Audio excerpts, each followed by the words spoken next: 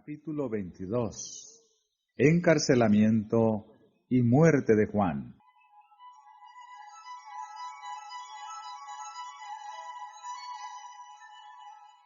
Juan el Bautista había sido el primero en proclamar el reino de Cristo y fue también el primero en sufrir. Desde el aire libre del desierto y las vastas muchedumbres que habían estado suspensas de sus palabras, pasó a quedar encerrado entre las murallas de una mazmorra, encarcelado en la fortaleza de Herodes Antipas. En el territorio que estaba al este del Jordán, que se hallaba bajo el dominio de Antipas, había transcurrido gran parte del ministerio de Juan. Herodes mismo había escuchado la predicación del Bautista. El rey disoluto había temblado al oír el llamamiento a arrepentirse. Herodes temía a Juan, sabiendo que era varón justo y santo, y oyéndole hacía muchas cosas, y le oía de buena gana. Juan obró fielmente con él, denunciando su unión inicua con Herodías, la esposa de su hermano. Durante un tiempo Herodes trató débilmente de romper la cadena de concupiscencia que le ligaba, pero Herodías le sujetó más firmemente en sus redes y se vengó del Bautista, induciendo a Herodes a echarlo en la cárcel. La vida de Juan había sido de labor activa, y la lobreguez e inactividad de la cárcel le abrumaban enormemente. Mientras pasaba semana tras semana sin traer cambio alguno, el abatimiento y la duda fueron apoderándose de él. Sus discípulos no le abandonaron. Se les permitía tener acceso a la cárcel y le traían noticias de las obras de Jesús y de cómo la gente acudía a él. Pero preguntaban por qué, si ese nuevo maestro era el Mesías, no hacía algo para conseguir la liberación de Juan. ¿Cómo podía permitir que su fiel heraldo perdiese la libertad y tal vez la vida?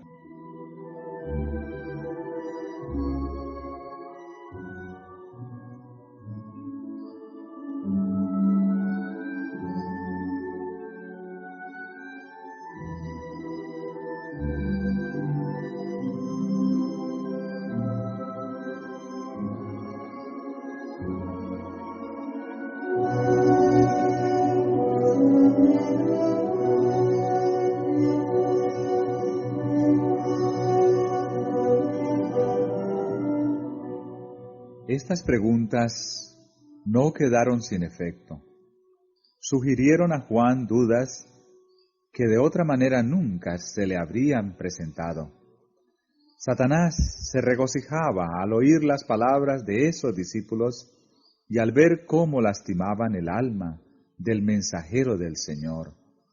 Oh, con cuánta frecuencia los que se creen amigos de un hombre bueno y desean mostrarle su fidelidad, resultan ser sus más peligrosos enemigos.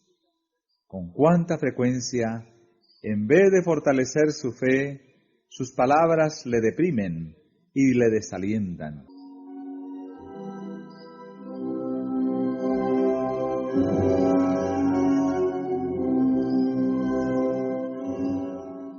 Como los discípulos del Salvador, Juan el Bautista no comprendía la naturaleza del reino de Cristo. Esperaba que Jesús ocupase el trono de David, y como pasaba el tiempo y el Salvador no asumía la autoridad real, Juan quedaba perplejo y perturbado. Había declarado a la gente que a fin de que el camino estuviese preparado delante del Señor, la profecía de Isaías debía cumplirse.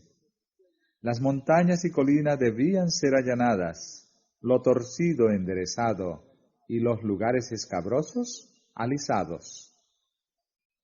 Había esperado que las alturas del orgullo y el poder humano fuesen derribadas. Había señalado al Mesías como aquel cuyo aventador estaba en su mano y que limpiaría cabalmente su era, que recogería el trigo en su alfolí y quemaría el tamo con fuego inextinguible. Como el profeta Elías, en cuyo espíritu y poder había venido a Israel, esperaba que el Señor se revelase como Dios que contesta por fuego.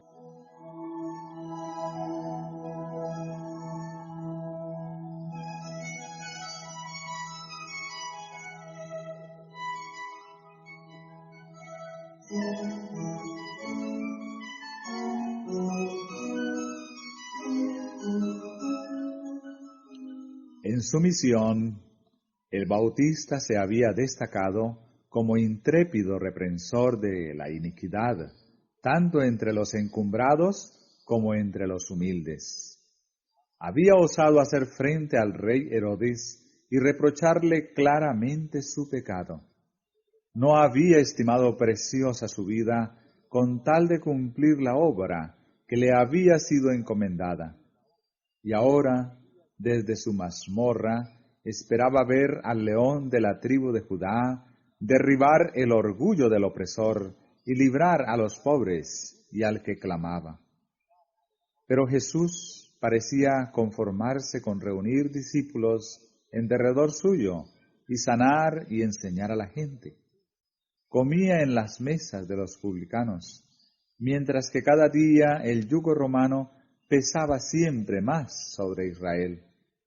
El rey Herodes y su vil amante realizaban su voluntad, y los clamores de los pobres y dolientes ascendían al cielo.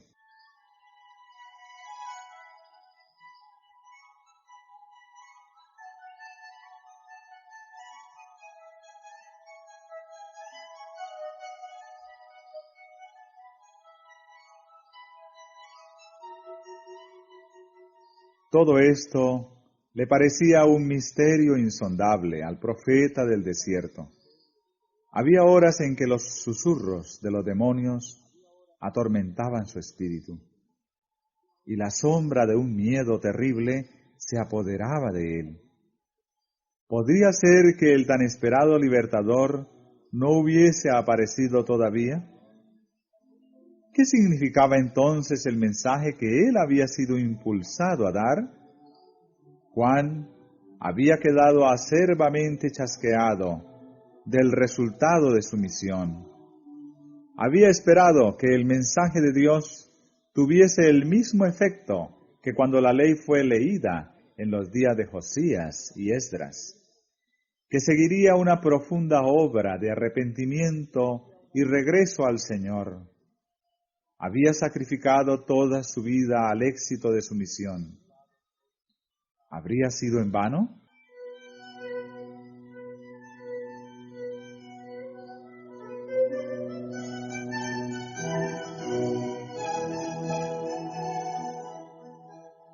Perturbaba a Juan el ver que por amor a él sus propios discípulos albergaban incredulidad para con Jesús.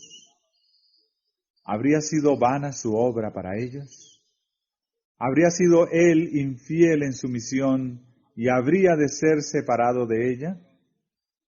Si el libertador prometido había aparecido y Juan había sido hallado fiel a su misión, ¿no derribaría Jesús el poder del opresor, dejando en libertad a su heraldo?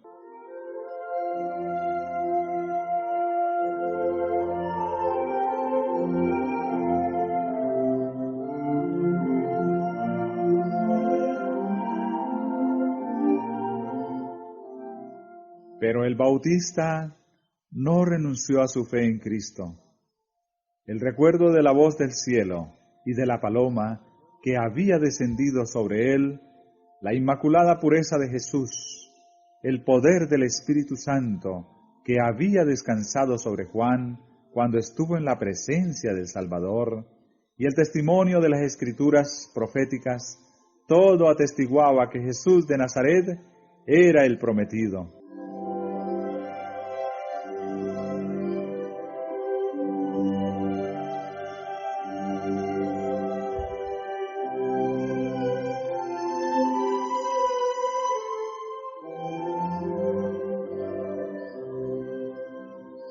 Juan no quería discutir sus dudas y ansiedades con sus compañeros.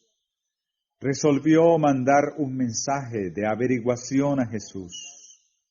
Lo confió a 2 de sus discípulos, esperando que una entrevista con el Salvador confirmaría su fe e impartiría seguridad a sus hermanos. Anhelaba alguna palabra de Cristo, pronunciada directamente para él.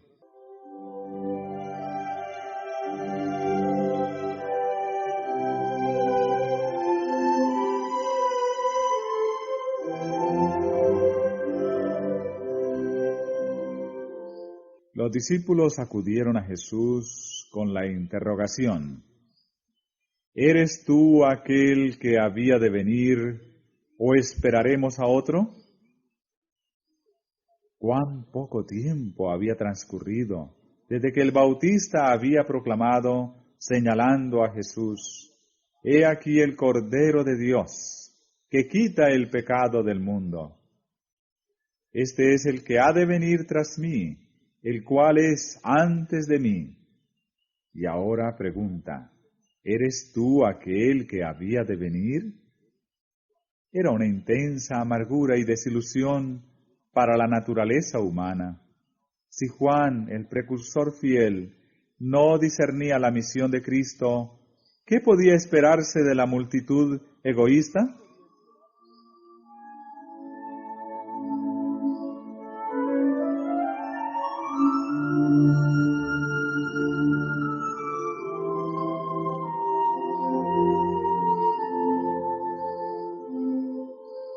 El Salvador no respondió inmediatamente a la pregunta de los discípulos. Mientras ellos estaban allí de pie, extrañados por su silencio, los enfermos y afligidos acudían a él para ser sanados. Los ciegos se abrían paso a tientas a través de la muchedumbre. Los aquejados de todas clases de enfermedades, algunos abriéndose paso por su cuenta, otros llevados por sus amigos, se agolpaban ávidamente en la presencia de Jesús.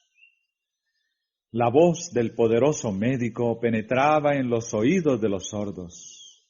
Una palabra, un toque de su mano, abría los ojos ciegos para que contemplasen la luz del día, las escenas de la naturaleza, los rostros de sus amigos y la faz del libertador. Jesús reprendía la enfermedad y desterraba la fiebre. Su voz alcanzaba los oídos de los moribundos, quienes se levantaban llenos de salud y vigor. Los endemoniados, paralíticos, obedecían su palabra. Su locura los abandonaba y le adoraban. Mientras sanaba sus enfermedades, enseñaba a la gente. Los pobres campesinos y trabajadores, a quienes rehuían los rabinos como inmundos, se reunían cerca de él, y él les hablaba palabra de vida eterna.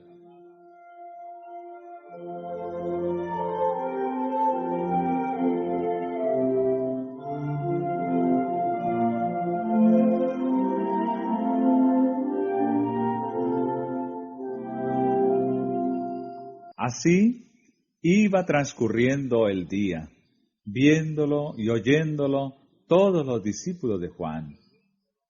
Por fin Jesús los llamó así y los invitó a ir y contar a Juan lo que habían presenciado, añadiendo: Bienaventurado es el que no fuere escandalizado en mí. La evidencia de su divinidad se veía en su adaptación a las necesidades de la humanidad doliente. Su gloria se revelaba en su condescendencia con nuestro bajo estado.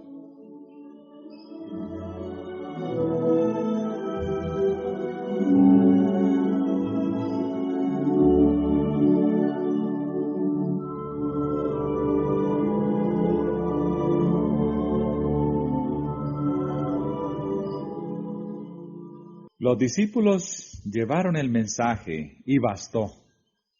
Juan recordó la profecía concerniente al Mesías.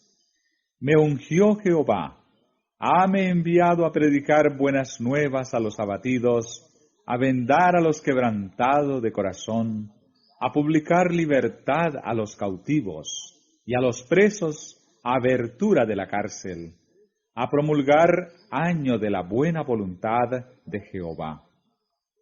Las palabras de Cristo no sólo le declaraban el Mesías, sino que demostraban de qué manera había de establecerse su reino. A Juan fue revelada la misma verdad que fuera presentada a Elías en el desierto, cuando sintió un grande y poderoso viento que rompía los montes y quebraba las peñas delante de Jehová. Mas Jehová no estaba en el viento, y tras el viento un terremoto. Mas Jehová no estaba en el terremoto, y tras el terremoto un fuego. Mas Jehová no estaba en el fuego. Y después del fuego, Dios habló al profeta mediante una queda vocecita. Así había de hacer Jesús su obra, no con el fragor de las armas y el derrocamiento de tronos y reinos, sino hablando a los corazones de los hombres por una vida de misericordia y sacrificio.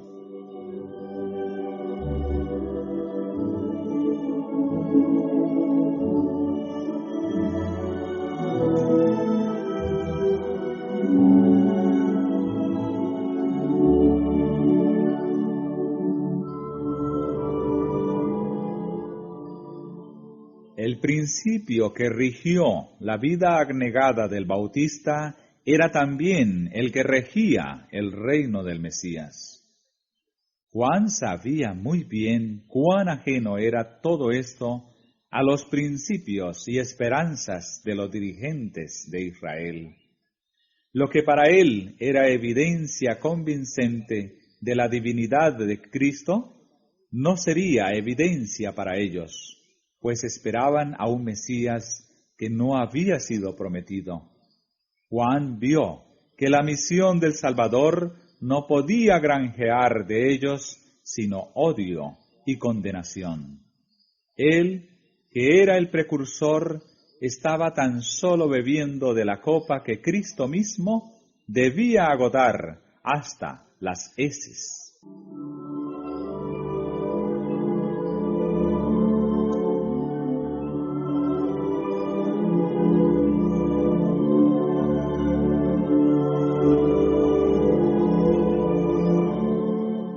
Las palabras del Salvador, bienaventurado es el que no fuere escandalizado en mí, eran una suave reprensión para Juan, y no dejó de percibirla. Comprendiendo más claramente ahora la naturaleza de la misión de Cristo, se entregó a Dios para la vida o la muerte, según sirviese mejor a los intereses de la causa que amaba.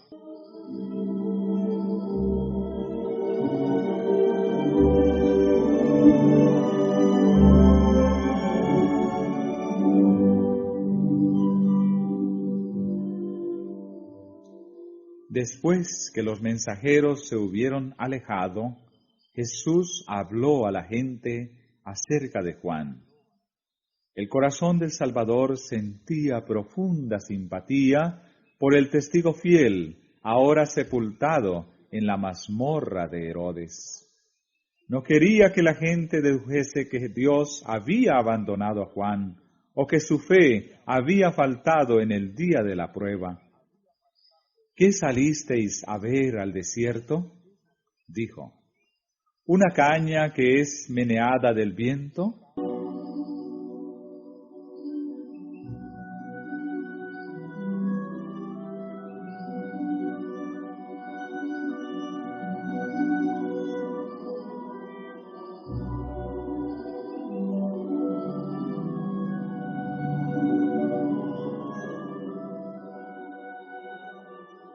Los altos juncos que crecían al lado del Jordán, inclinándose al empuje de la brisa, eran adecuados símbolos de los rabinos que se habían erigido en críticos y jueces de la misión del Bautista.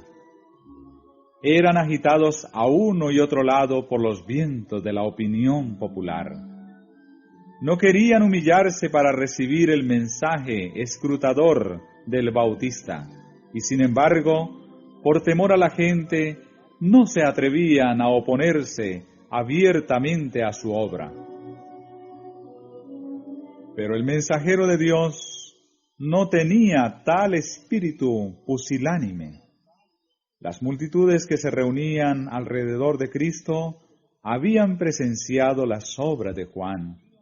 Le habían oído reprender intrépidamente el pecado. A los fariseos que se creían justos, a los sacerdotales saduceos, al rey Herodes y su corte, príncipes y soldados, publicanos y campesinos, Juan había hablado con igual llaneza. No era una caña temblorosa, agitada por los vientos de la alabanza o el prejuicio humano. Era en la cárcel el mismo en su lealtad a Dios y celo por la justicia que cuando predicaba el mensaje de Dios en el desierto. Era tan firme como una roca en su fidelidad a los buenos principios.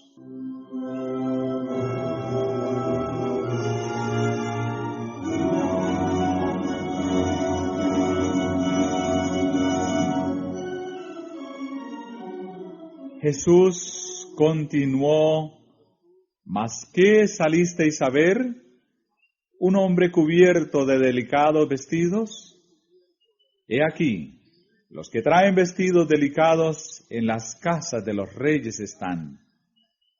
Juan había sido llamado a reprender los pecados y exceso de su tiempo, y su sencilla vestimenta y vida abnegada estaban en armonía con el carácter de su misión. Los ricos atavíos y los lujos de esta vida no son la porción de los siervos de Dios, sino de aquellos que viven en las casas de los reyes, los gobernantes de este mundo, a quienes pertenecen su poder y sus riquezas. Jesús deseaba dirigir la atención al contraste que había entre la vestimenta de Juan y la que llevaban los sacerdotes y gobernantes. Estos se ataviaban con ricos mantos y costosos ornamentos. Amaban la ostentación y esperaban deslumbrar a la gente para alcanzar mayor consideración. Ansiaban más granjearse la admiración de los hombres que obtener la pureza del corazón que les ganaría la aprobación de Dios. Así, revelaban que no reconocían a Dios, sino al reino de este mundo.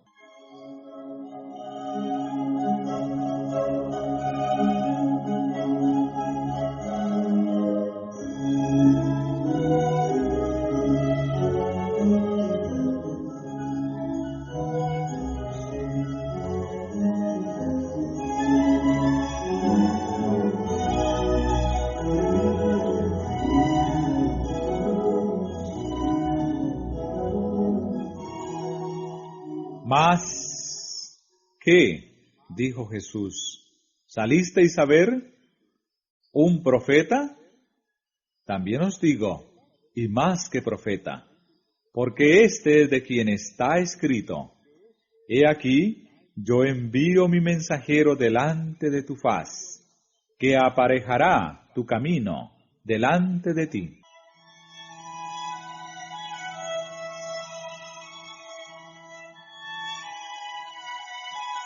De cierto os digo, que no se levantó entre los que nacen de mujeres otro mayor que Juan el Bautista. En el anuncio hecho a Zacarías antes del nacimiento de Juan, el ángel había declarado: será grande delante de Dios. En la estima del cielo ¿Qué constituye la grandeza? No lo que el mundo tiene por tal, ni la riqueza, ni la jerarquía, el linaje noble, o las dotes intelectuales, consideradas en sí mismas. Si la grandeza intelectual fuera de cualquier consideración superior, es digna de honor, entonces debemos rendir homenaje a Satanás, cuyo poder intelectual no ha sido nunca igualado por hombre alguno. Pero si el don está pervertido para servir al yo, cuanto mayor sea, mayor maldición resulta. Lo que Dios aprecia es el valor moral. El amor y la pureza son los atributos que más estima. Juan era grande a la vista del Señor cuando, delante de los mensajeros del Sanedrín, delante de la gente y de sus propios discípulos, no buscó honra para sí mismo, sino que a todos indicó a Jesús como el prometido. Su abnegado gozo en el ministerio de Cristo presenta el más alto tipo de nobleza que se haya revelado en el hombre.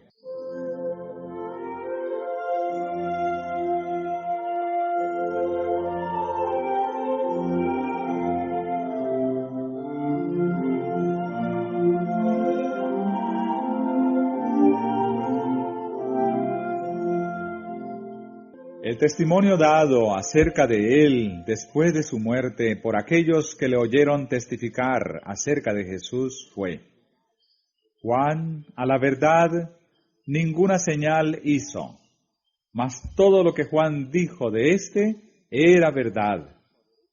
No le fue dado a Juan hacer bajar fuego del cielo, ni resucitar muertos, como Elías lo había hecho, ni manejar la vara del poder en el nombre de Dios como Moisés. Fue enviado a pregonar el advenimiento del Salvador y a invitar a la gente a prepararse para su venida. Tan fielmente cumplió su misión que al recordar la gente lo que había enseñado acerca de Jesús, podía decir: todo lo que Juan dijo de éste era verdad. Cada discípulo del Maestro está llamado a dar semejante testimonio de Cristo.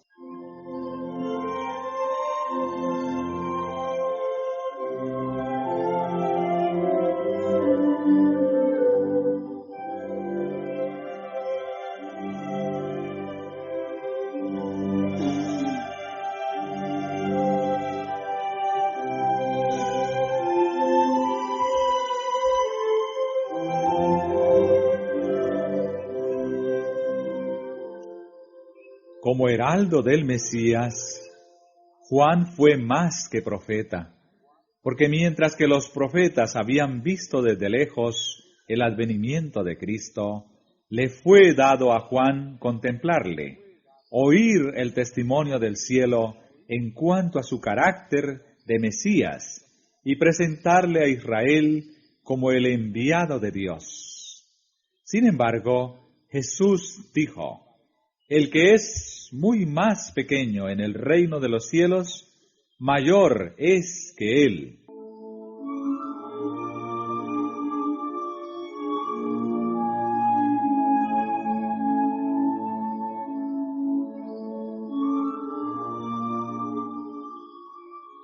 El profeta Juan era el eslabón que unía las dos dispensaciones.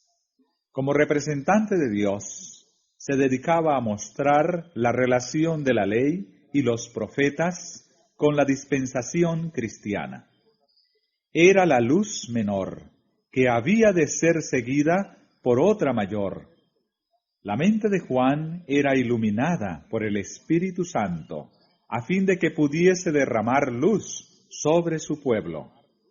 Pero ninguna luz brilló ni brillará jamás tan claramente sobre el hombre caído como la que emanó de la enseñanza y el ejemplo de Jesús.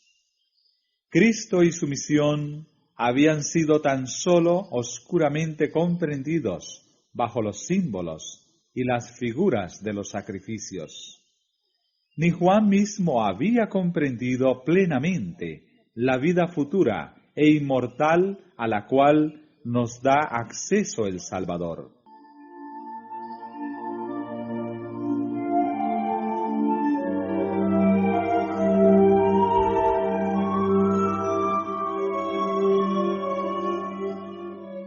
Aparte del gozo que Juan hallaba en su misión, su vida había sido llena de pesar. Su voz se había oído rara vez fuera del desierto. Tuvo el destino de un solitario. No se le permitió ver los resultados de sus propios trabajos. No tuvo el privilegio de estar con Cristo, ni de presenciar la manifestación del poder divino que acompañó a la luz mayor. No le tocó ver a los ciegos recobrar la vista, a los enfermos sanar y a los muertos resucitar. No contempló la luz que resplandecía a través de cada palabra de Cristo, derramando gloria sobre las promesas de la profecía. El menor de los discípulos que contempló las poderosas obras de Cristo y oyó sus palabras, eran en este sentido más privilegiados que Juan el Bautista, y por lo tanto se dice que es mayor que él.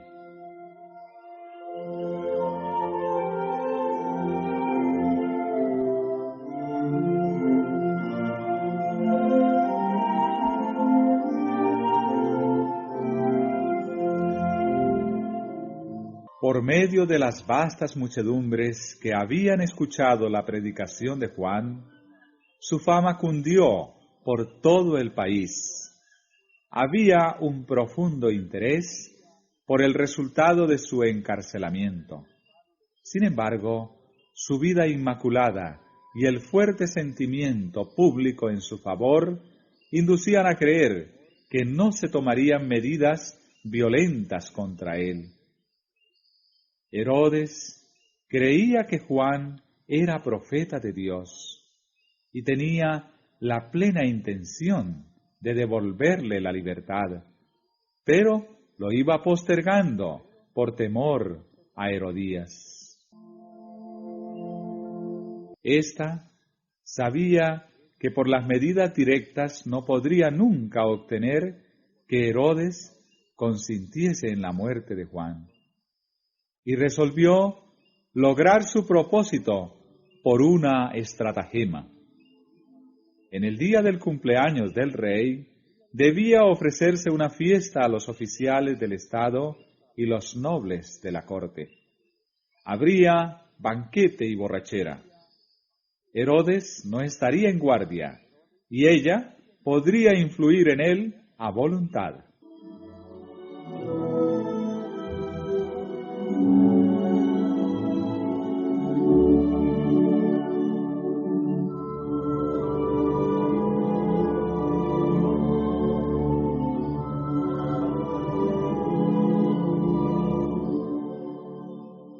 Cuando llegó el gran día y el rey estaba comiendo y bebiendo con sus señores, Herodías mandó a su hija a la sala del banquete para que bailase a fin de entretener a los invitados.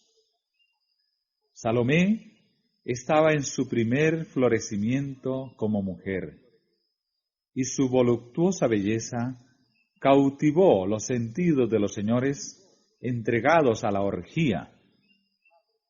No era costumbre que las damas de la corte apareciesen en estas fiestas, y se tributó un cumplido halagador a Herodes cuando esta hija de los sacerdotes y príncipes de Israel bailó para divertir a sus huéspedes.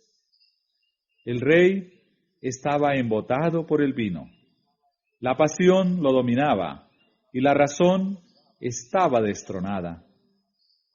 Veía solamente la sala del placer, sus invitados entregados a la orgía, la mesa del banquete, el vino centelleante las luces deslumbrantes y la joven que bailaba delante de él. En la temeridad del momento, deseó hacer algún acto de ostentación que le exaltase delante de los grandes de su reino. Con juramentos prometió a la hija de Herodías cualquier cosa que pidiese, aunque fuese la mitad de su reino.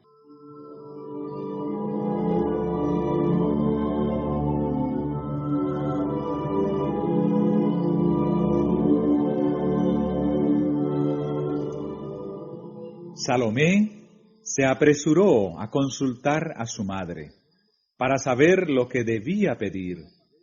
La respuesta estaba lista: la cabeza de Juan el Bautista. Salomé no conocía la sed de venganza que había en el corazón de su madre y primero se negó a presentar la petición. Pero la resolución de Herodías prevaleció.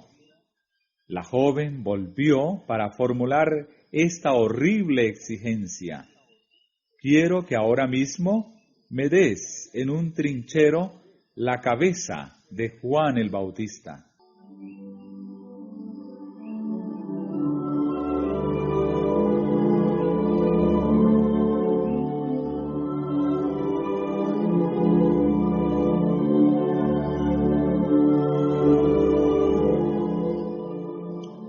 Herodes quedó asombrado y confundido. Cesó la ruidosa alegría y un silencio penoso cayó sobre la escena de orgía. El rey quedó horrorizado al pensar en quitar la vida a Juan. Sin embargo, había empeñado su palabra y no quería parecer voluble o temerario. El juramento había sido hecho en honor de sus huéspedes, y si uno de ellos hubiese pronunciado una palabra contra el cumplimiento de su promesa, habría salvado gustosamente al profeta. Les dio oportunidad de hablar en favor del preso. Habían recorrido largas distancias para oír la predicación de Juan y sabían que era un hombre sin culpa y un siervo de Dios.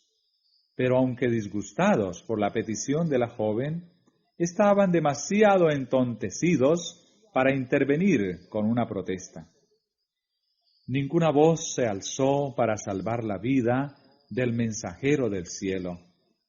Esos hombres ocupaban altos puestos de confianza en la nación y sobre ellos descansaban graves responsabilidades. Sin embargo, se habían entregado al banqueteo y la borrachera hasta que sus sentidos estaban embotados. Tenían la cabeza mareada por la vertiginosa escena de música y baile, y su conciencia dormía. Con su silencio pronunciaron la sentencia de muerte sobre el profeta de Dios, para satisfacer la venganza de una mujer relajada.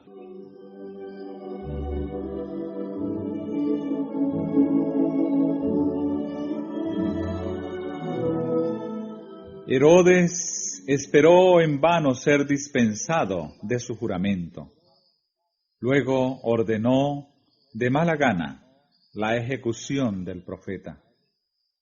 Pronto fue traída la cabeza de Juan a la presencia del rey y sus huéspedes. Sellados para siempre estaban aquellos labios que habían amonestado fielmente a Herodes a que se apartase de su vida de pecado. Nunca más se oiría esa voz llamando a los hombres al arrepentimiento. La orgía de una noche había costado la vida de uno de los mayores profetas.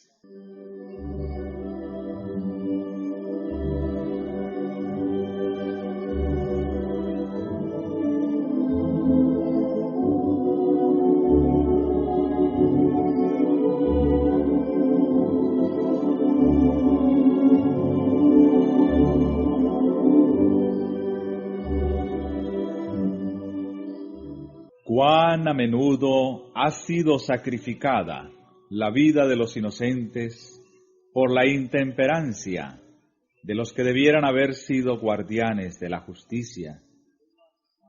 El que lleva a sus labios la copa embriagante se hace responsable de toda la injusticia que pueda cometer bajo su poder embotador. Al adormecer sus sentidos, se incapacita para juzgar serenamente o para tener una clara percepción de lo bueno y de lo malo. Prepara el terreno para que, por su medio, Satanás oprima y destruya al inocente. El vino es escarnecedor, la cerveza alborotadora, y cualquiera que por ello errare no será sabio.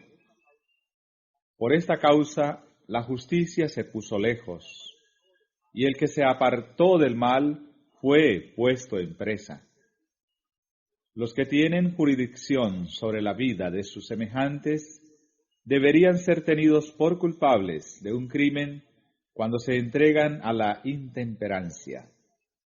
Todos los que aplican las leyes deben ser observadores de ellas. Deben ser hombres que ejerzan dominio propio.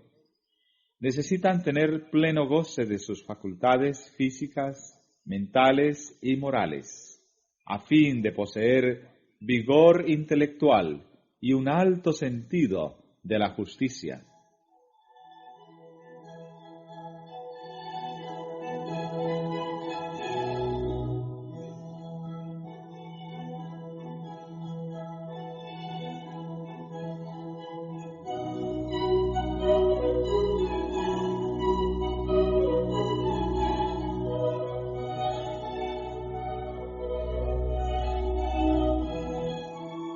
La cabeza de Juan el Bautista fue llevada a Herodías, quien la recibió con feroz satisfacción.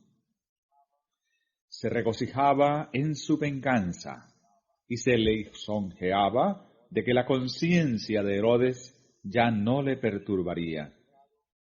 Pero su pecado no le dio felicidad.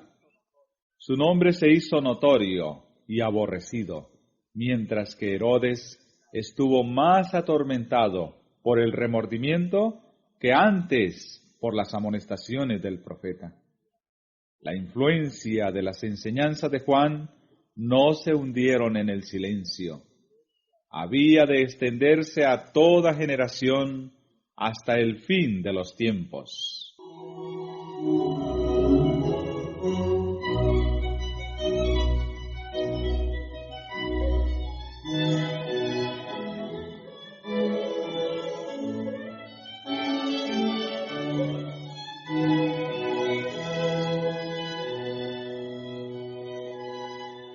El pecado de Herodes estaba siempre delante de él. Constantemente procuraba hallar alivio de las acusaciones de su conciencia culpable. Su confianza en Juan era inconmovible. Cuando recordaba su vida de abnegación, sus súplicas fervientes y solemnes, su sano criterio en los consejos, y luego recordaba cómo había hallado la muerte, Herodes no podía encontrar descanso. Mientras atendía los asuntos del Estado, recibiendo honores de los hombres, mostraba un rostro sonriente y un porte digno, pero ocultaba un corazón ansioso, siempre temeroso de que una maldición pesara sobre él.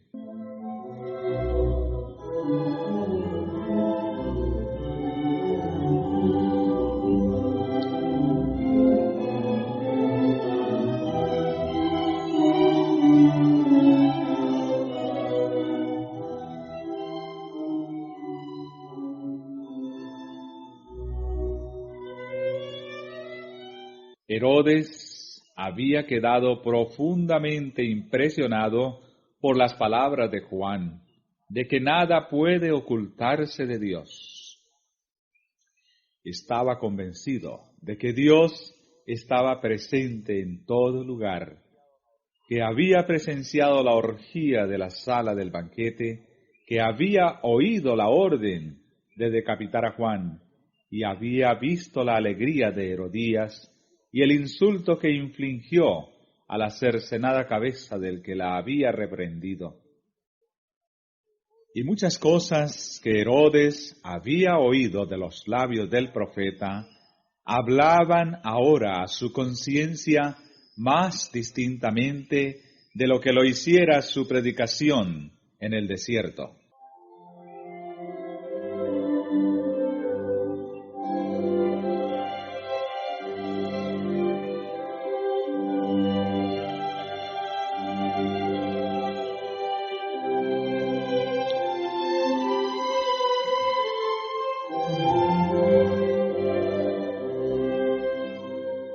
Cuando Herodes oyó hablar de las obras de Cristo, se perturbó en gran manera. Pensó que Dios había resucitado a Juan de los muertos y lo había enviado con poder aún mayor para condenar el pecado. Temía constantemente que Juan vengase su muerte, condenándole a él y a su casa. Herodes estaba cosechando lo que Dios había declarado resultado de una conducta pecaminosa. Corazón tembloroso y caimiento de ojos y tristeza del alma, y tendrás tu vida como colgada delante de ti, y estarás temeroso de noche y de día, y no confiarás de tu vida. Por la mañana dirás: ¿quién diese fuese la tarde? Y a la tarde dirás: ¿quién diera fuese la mañana? Por el miedo de tu corazón con que estarás amedrentado y por lo que verán tus ojos. Los pensamientos del pecador son sus acusadores. No podría sufrir tortura más intensa que los aguijones de una conciencia culpable que no le deja descansar ni de día ni de noche.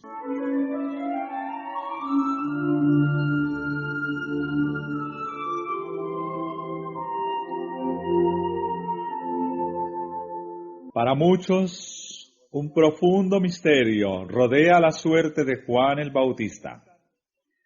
Se preguntan por qué se le debía dejar languidecer y morir en la cárcel. Nuestra visión humana no puede penetrar el misterio de esta sombría providencia, pero ésta no puede conmover nuestra confianza en Dios cuando recordamos que Juan no era sino partícipe de los sufrimientos de Cristo. Todos los que sigan a Cristo llevarán la corona del sacrificio. Serán, por cierto, mal comprendidos por los hombres egoístas y blanco de los feroces asaltos de Satanás. El reino de éste se estableció para destruir ese principio de abnegación y peleará contra él doquiera que se le manifieste.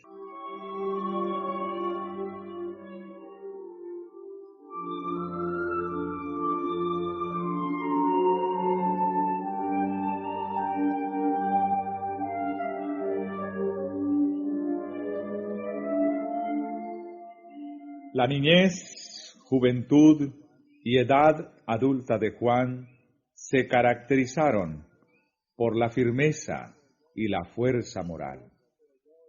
Cuando su voz se oyó en el desierto diciendo: «Aparejad el camino del Señor, enderezad sus veredas», Satanás temió por la seguridad de su reino.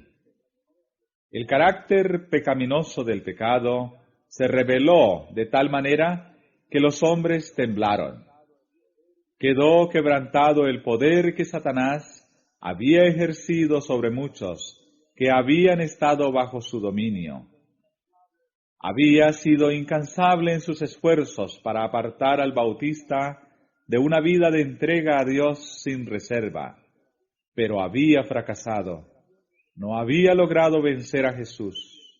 En la tentación del desierto, Satanás había sido derrotado y su ira era grande. Resolvió causar pesar a Cristo, hiriendo a Juan. Iba a hacer sufrir a aquel a quien no podía inducir a pecar.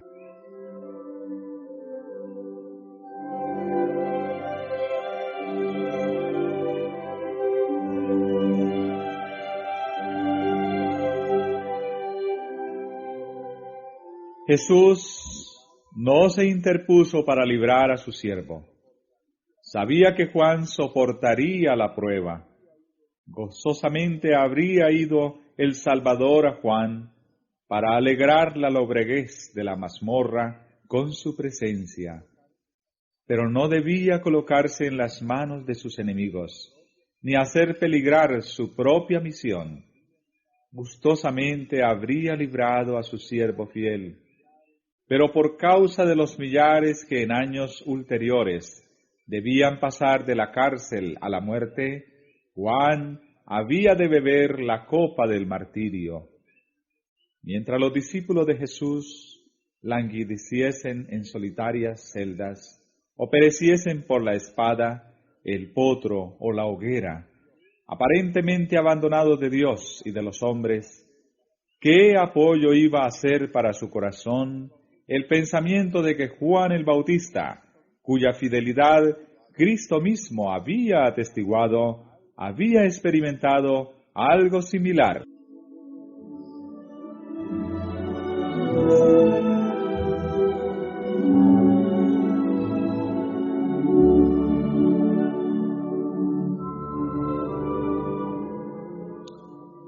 Se le permitió a Satanás abreviar la vida terrenal del mensajero de Dios, pero el destructor no podía alcanzar esa vida que está escondida con Cristo en Dios.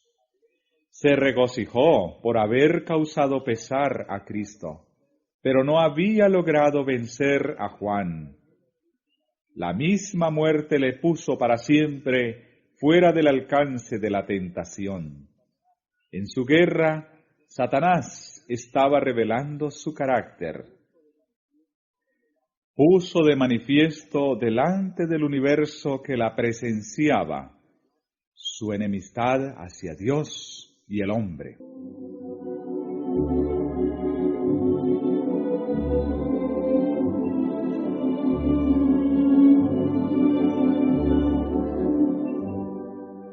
Aunque ninguna liberación milagrosa fue concedida a Juan, no fue abandonado. Siempre tuvo la compañía de los ángeles celestiales, que le hacían comprender las profecías concernientes a Cristo y las preciosas promesas de la Escritura. Estas eran su sostén, como iban a ser el sostén del pueblo de Dios a través de los siglos venideros. A Juan el Bautista, como a aquellos que vinieron después de él, se aseguró: He aquí yo estoy con vosotros todos los días, hasta el fin del mundo.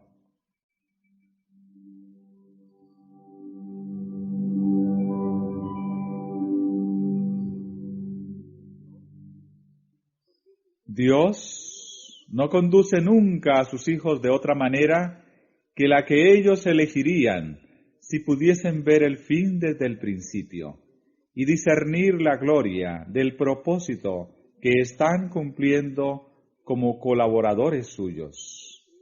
Ni Enod, que fue trasladado al cielo, ni Elías, que ascendió en un carro de fuego, fueron mayores o más honrados que Juan el Bautista, que pereció solo en la mazmorra. A vosotros es concedido por Cristo no sólo que creáis en Él, sino también que padezcáis por Él. Y de todos los dones que el cielo puede conceder a los hombres, la comunión con Cristo en sus sufrimientos es el más grave cometido y el más alto honor.